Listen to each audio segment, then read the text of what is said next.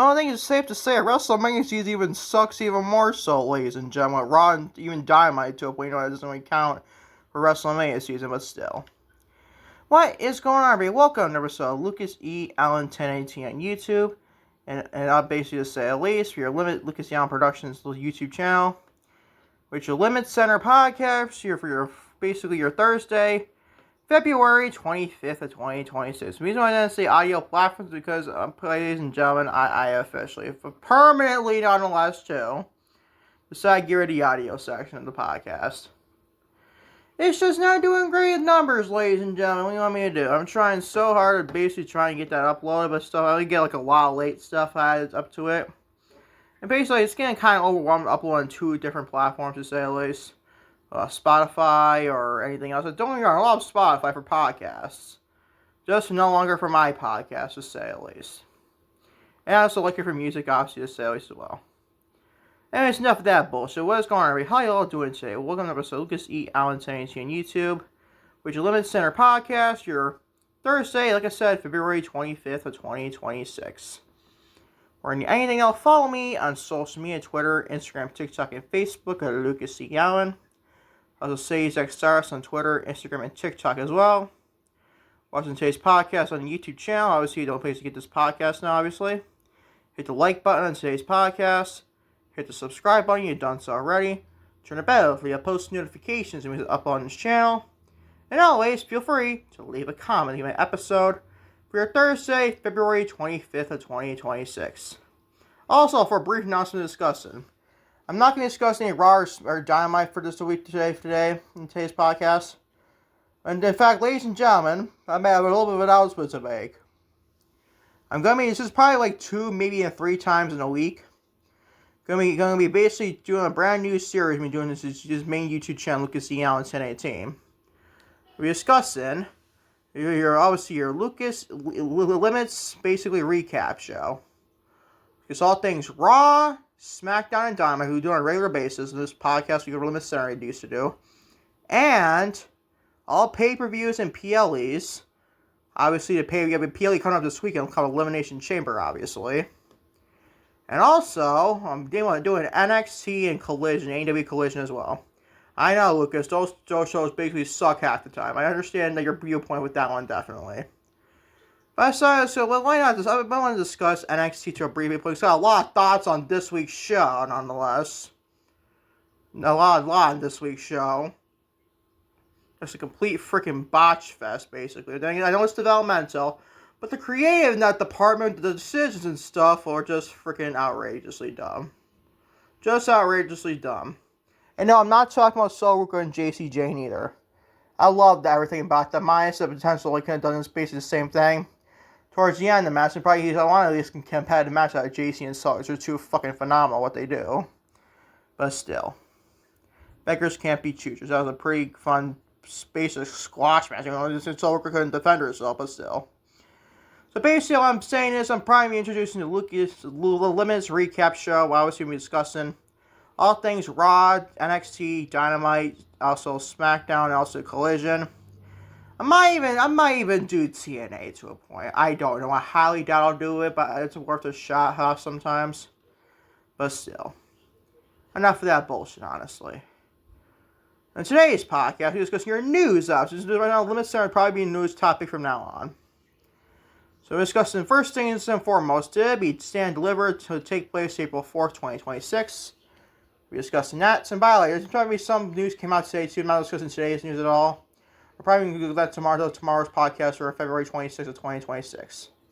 For a Friday edition of LimitsCenter. We're also discussing that though, as we Stand Deliver, is because AJ Styles says WrestleMania has kind of lost its luster. You know, the man is just basically inducted in 2026 WWE Hall of Fame.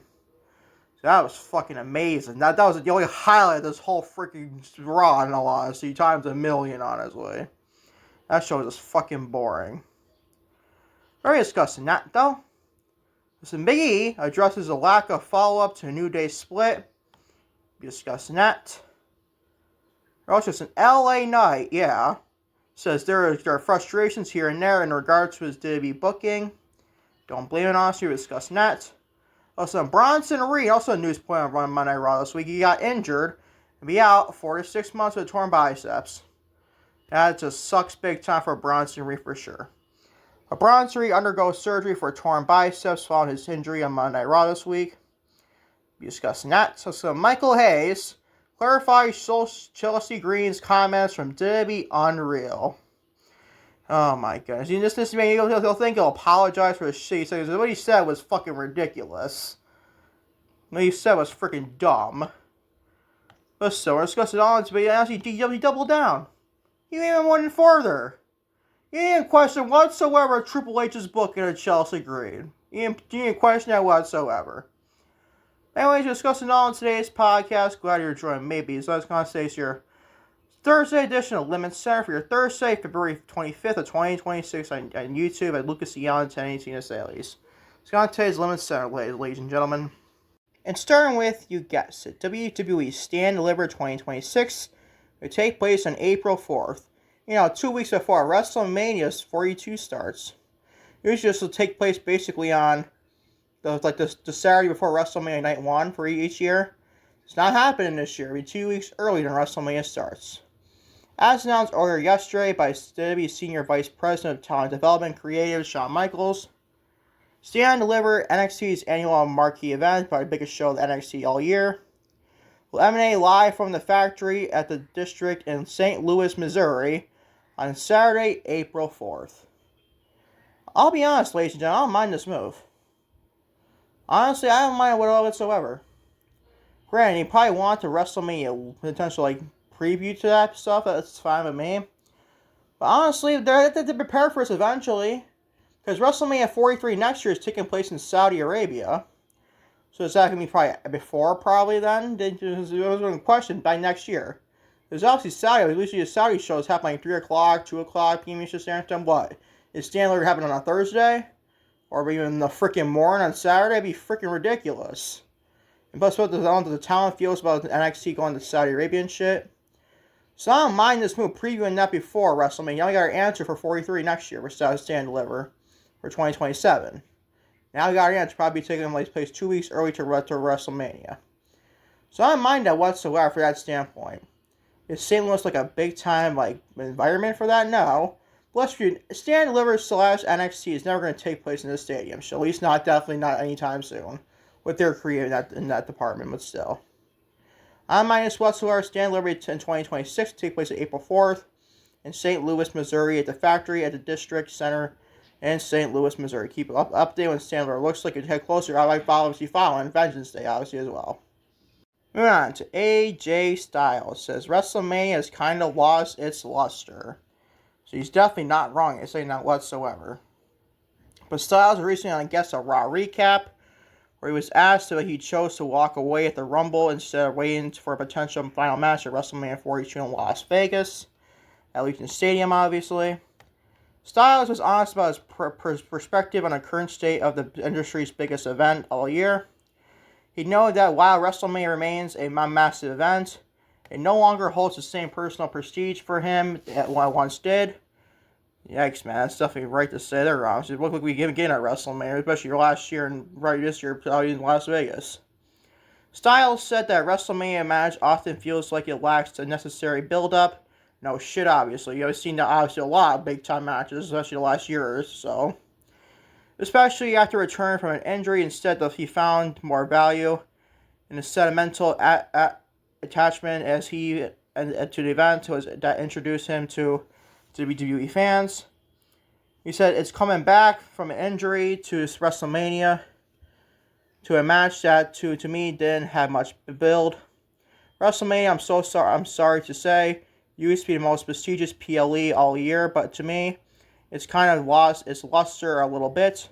As far as the Royal Rumble, that's special to me because that's where I made my debut. To be able to end where I started is poetic, Styles said. He definitely has every right to say that as well.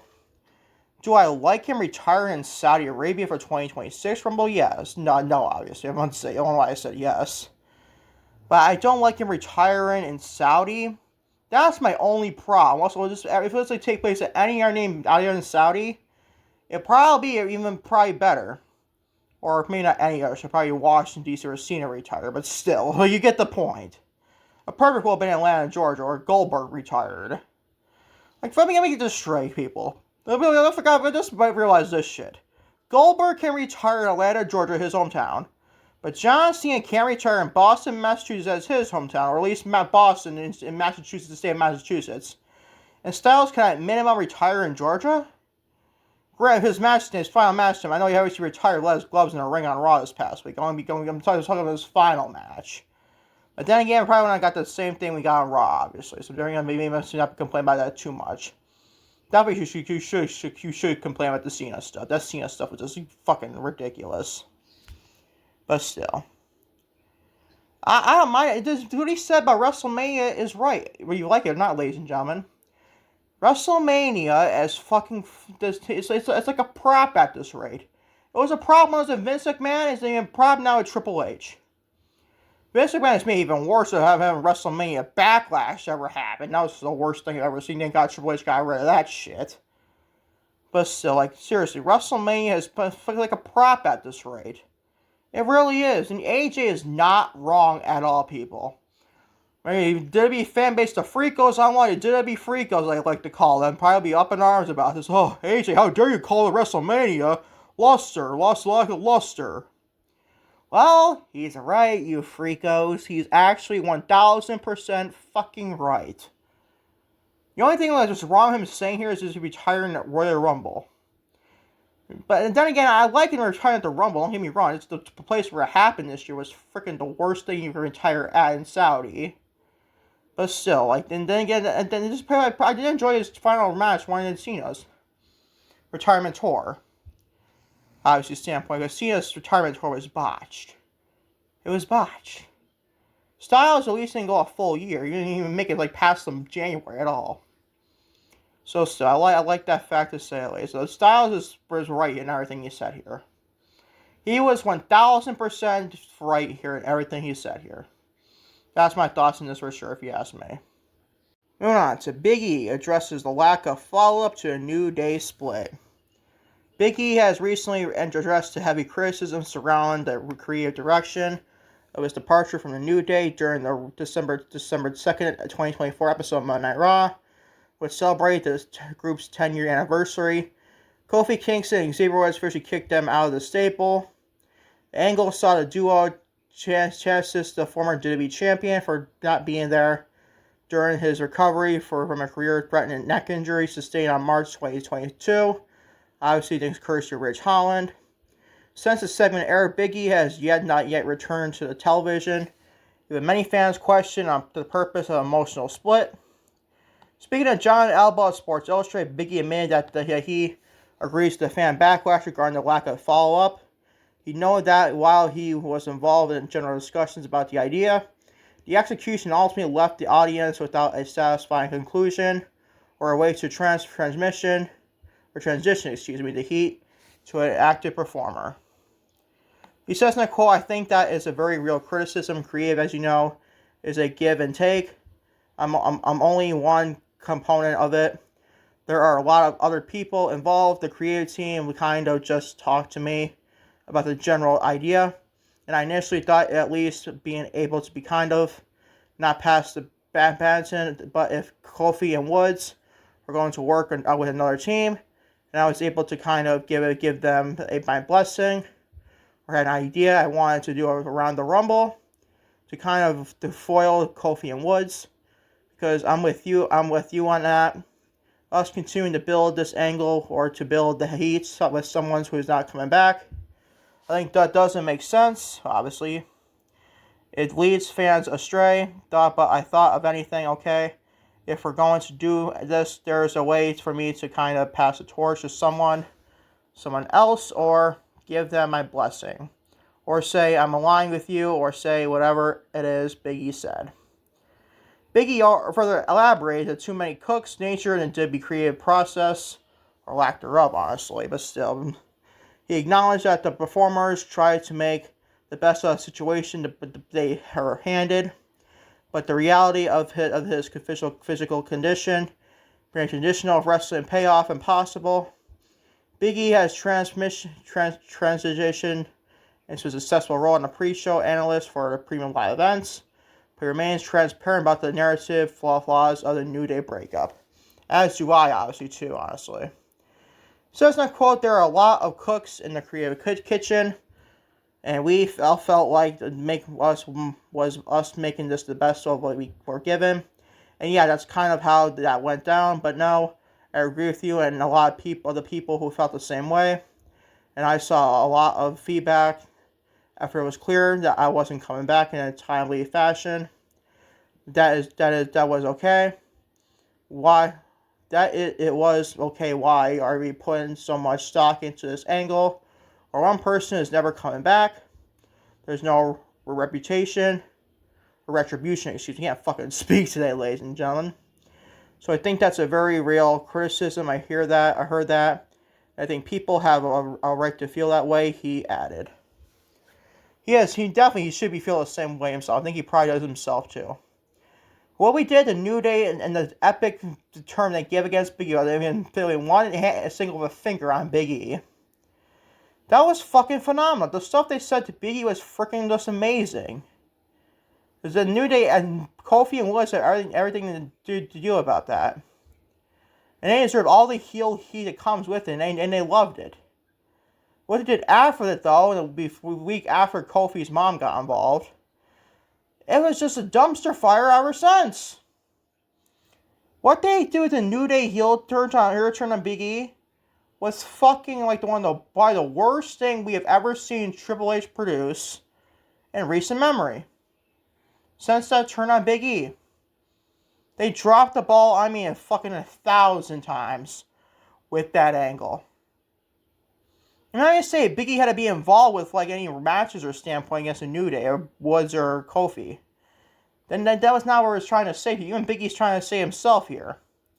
It could at least been a manager or has his own team going against Kofi and Woods. Maybe like that if they were on to do a heel turn.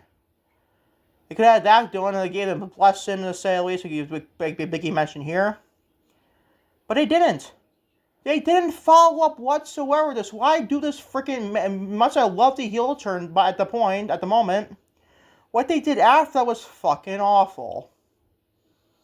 The match at WrestleMania with the War Raiders was fucking awful for World Tag Team titles. So it took place at that event. It should have been the freaking TLC match got on SmackDown the following WrestleMania.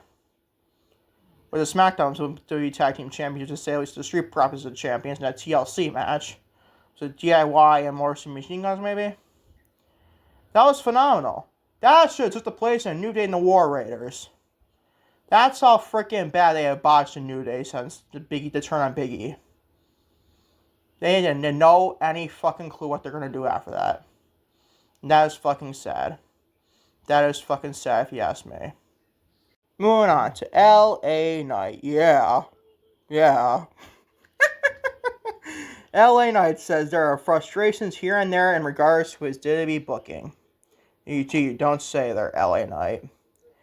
LA Knight has admitted that experiencing frustrations during his current run with the standard for Kameke promotion, WWE obviously.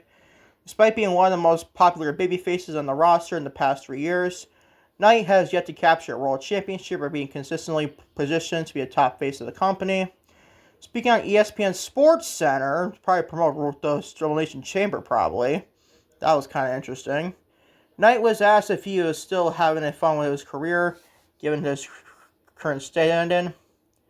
He says, and I quote, "It's a good time." I don't know about that there, LA Knight. There's definitely frustrations here and there. You can't be in something you love. And not from time to time. Passion is sometimes full of anger. There's no way to have a little bit of that in there. But as far as what we're doing, I'm doing, it's been a hell of a run. It's been a hell of a ride. I'm having fun where I can pick my spots. It's just trying to unplug when I actually have the chance to go home and be at home and enjoy that time, Knight said.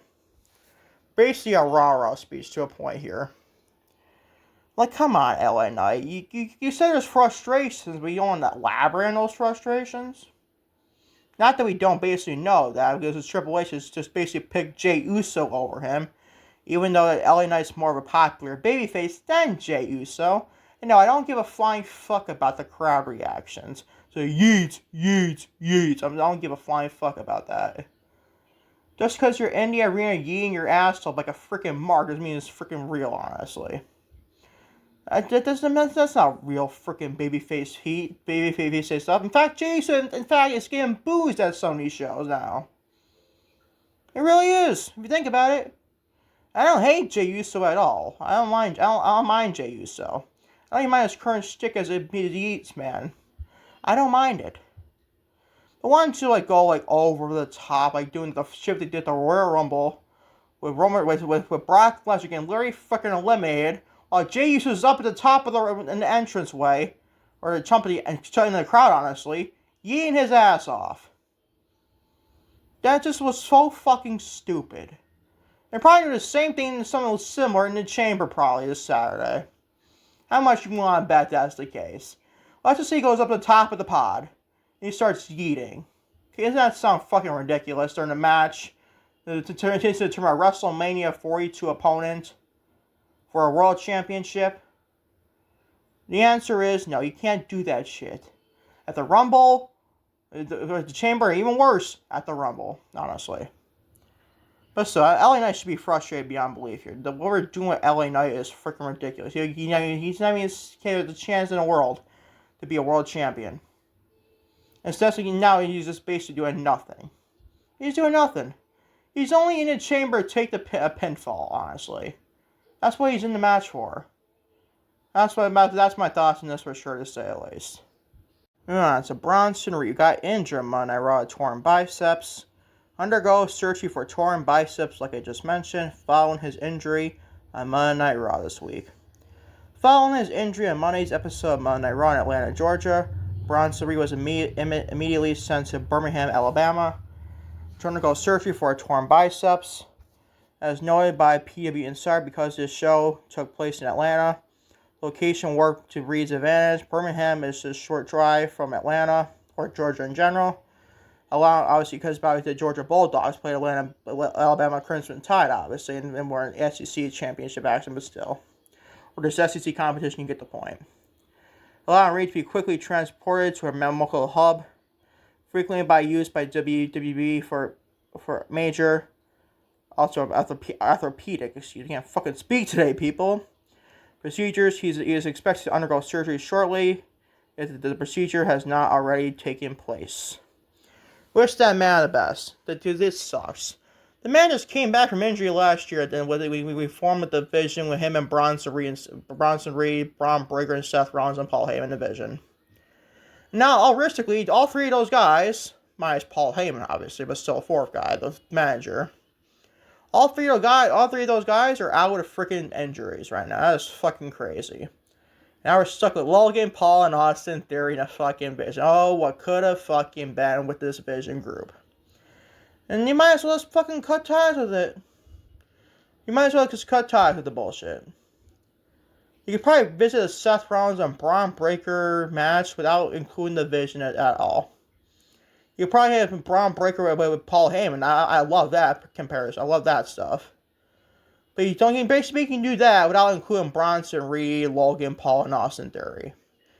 You can do without that, honestly. You don't need just Bronson Reed. Maybe Bronson to a point because he was a tie with Rollins too. But still. Definitely not Logan Paul and Austin Theory at all, though. Wish that man all the best. We wish Bronson Reed all the best, to say at least. Keep updating going forward as our recovery process looks like he's going forward, in all honesty. And finally, for your LimitsCenter podcast, your Thursday, February 25th, 2026, Michael Hayes. Oh, joy. I can't wait to discuss this shit. Clarifies his Chelsea Green comments from WWE Unreal. WWE producer Michael Hayes has addressed the controversy surrounding his comments about Chelsea Green in the second season of Netflix docuseries WWE Unreal. In the show, Hayes was portrayed as a spectacle of Green's main event potential, famously stating that her role is to help make stars like Charlotte Flair and Tiffany Stratton. Help make stars like Charlotte Flair and Tiffany Stratton? They're already fucking stars, you idiots! Oh my god, this guy cannot be this deranged. I didn't realize that shit until now. She couldn't point out any other names than Charlotte and Tiffany to make stars. They're already fucking stars, you dumbass. Oh my god. If you would have said like Julia, maybe I'll give you that. But even that to a point, like, oh my lord. Charlotte and Tiffany were anyway. They already were stars, especially Charlotte. It was already a star before you even mentioned Chelsea and WWE. What the fuck are you talking about, Michael? However, during a recent appearance on the 6 Feet Under with The Undertaker, Hayes claimed that the show didn't accurately portray his perspective on a former Chelsea Green Women's United States Champion. Sure, bro. Sure, I mean, seriously. Oh, yeah, that's because it needed to portray his former perspective. Yeah, bull fucking shit. Hayes revealed that he spoke to Netflix officials about the segment. Legend had key praise where Green was left on the cutting room floor. Sure, bro. Sure. According to the WWE Hall of Famer, the edit stripped away from his acknowledgement of her talent. The edit stripped away his acknowledgement of her talent? What the fuck are you... This is just fucking comedy shit, bro. It really is. He says in that quote, I've talked to Netflix about this because when we did that interview, and I recall this specifically, that when we started the interview, the first thing I said was Chelsea is as talented, as entertaining as anyone we have. But you basically say she's good enough to put over stars. That's what you gotta say. You think she's talented and basically entertaining, but yet you want to say she's gotta put over top stars. That makes a lot of sense, Michael P.S. Hayes. But of course, that never saw the light of day. Sure, bro. That was on cutting room floor because if you're going to make me a heel, that's the best way to do it. To say she's not good enough, and that's not really what I'm saying. Hayes explained. Sure, bro. You're basically saying I'm not saying about the Charlotte Flair and Tiffany Stratton comparison. Or the put over stuff, you get the point. Despite the editorial slant, Hayes stood by his take on Green's current stand on the roster. He always does, obviously. That's why you make one question it. He compares situations to stars like Daniel Bryan and Kofi Kingston. That's even more laughable, honestly. Knowing that while she isn't in a top role right now, the company is always willing to pivot if a performer catches fire with the audience. I'm sorry, but listen to her crowd reactions, I don't know, like 2 months ago when she was getting cheered. Like, what the fuck are you talking about, idiot? Oh my god, man. Are you just that dumb, or are you just that dumb, Michael? Are you just that dumb? Unbelievable. I don't regret what I said, but in her role at the time, sure, obviously. I said that even right now, it's not a top role. It's helped to make other people, like I just mentioned before. And as you know, we all know that we're only as good as people that help make us. Sure, bro, sure. With that said, Chelsea caught fire because of this following the support she has. We go with that in a heartbeat. Really? You think that? Why don't you ask Triple H what he's been doing with LA Knight then? Has LA Knight gotten a top push in his over character? He's probably the biggest babyface on that roster. Male or female. Has he gotten his just due as a world champion? The answer is no.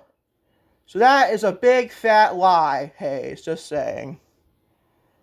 We're not there right now at Chelsea, Hayes added. Sure, bro. And here's The Undertaker, probably the guy who's defending Chelsea here. I don't blame him, honestly. The Undertaker offered his endorsement of Green during the discussion. The Undertaker, who has been taking a significant creative role as manager of AAA following WWE's acquisition of the Mexican promotion in 2025, believes Green possesses a rare it factor, which to me, he's correct. I'm a big Chelsea fan. But she still has a body of it factor. You might believe if she's not a fan or not. I think she is, without a doubt, with just a hair more mean streak. Hair more of a mean streak? Can you see this woman's working TNA, you idiot? Oh my god. The stuff her and Mickie James did that's the mean streak we should realistically get in Chelsea Green. And she has that. But you're basically saying she doesn't have that.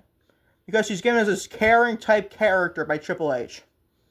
Meanwhile, you see this one going with this, people. He's blaming everybody but the booker.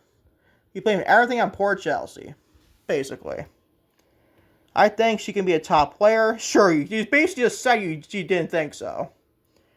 She has that thing, if thing. I just think that there's a lot of great things coming for that young lady. I'm a big fan of hers. There's a certain organizations around that we know how to use her. You're basically saying this all just to basically please the Chelsea Green fans now, honestly. And just probably looking like you're trying to beg people like not even meaning this shit, honestly. You got to the south of the border. You've got to go south of the border. Taker noted. Oh my god, man. This man cannot. But I think it was Undertaker saying it's more a mean streak stuff. But I don't think Undertaker might be more weird that stuff. But still, how can you basically do this to Chelsea? Saying shit as thick as she, she's defending people time and time again on Unreal, and I went hard on Unreal stuff. Her take on WWE Unreal. But she's really defending your asses. Meanwhile, you don't give anything for her in return. That's a big fuck you if I've ever seen fuck you to Chelsea Green. This is not just Chelsea. It happens to LA Knight.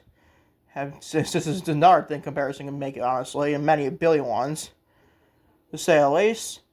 So how is that a comparison compared to Daniel Bryan, Kofi Kingston? Meanwhile, you can look at LA Knight and Chelsea Green. They're over with the crowd. And basically, the Triple H effect. He doesn't give a flying fuck how over they are with the crowd. So basically, Michael has lines directly to your faces. You didn't be freaking audiences, to say the least. Triple H and probably Michael Hayes don't give a flying fuck about how over Chelsea or women like Chelsea or men like LA Knight. They don't care how over you are.